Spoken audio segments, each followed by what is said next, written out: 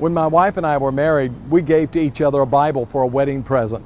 And we had inscribed on that Bible these words: God said it, we believe it, that settles it.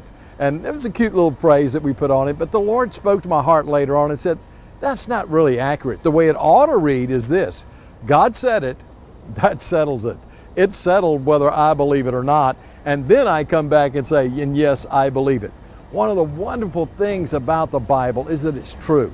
And one of the great things is that it writes history before history ever takes place.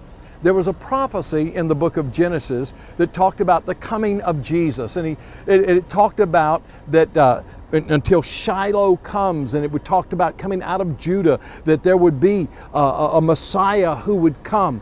And then we find the fulfillment of that over in the book of Revelations, because it refers to Jesus as the Lion of the tribe of Judah. Now, Jesus is referred to as a lion, and I find that interesting because, you see, the devil is referred to as a lion.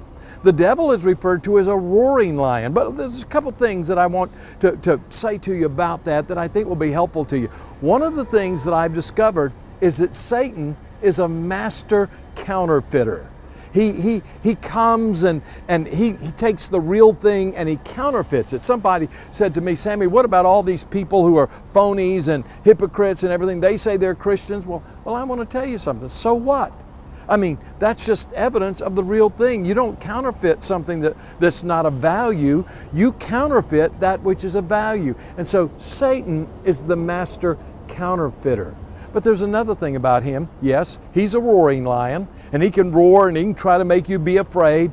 But I want to tell you what, Jesus is the Lion of the tribe of Judah. He's the true lion, and Jesus is the one who will overcome. And when Satan comes face to face with the Lion of the tribe of Judah, he turns around and he runs, because he knows the victorious one is Jesus. He knows the one who is the true lion, the true king, the one who is the true Lord is Jesus Christ himself.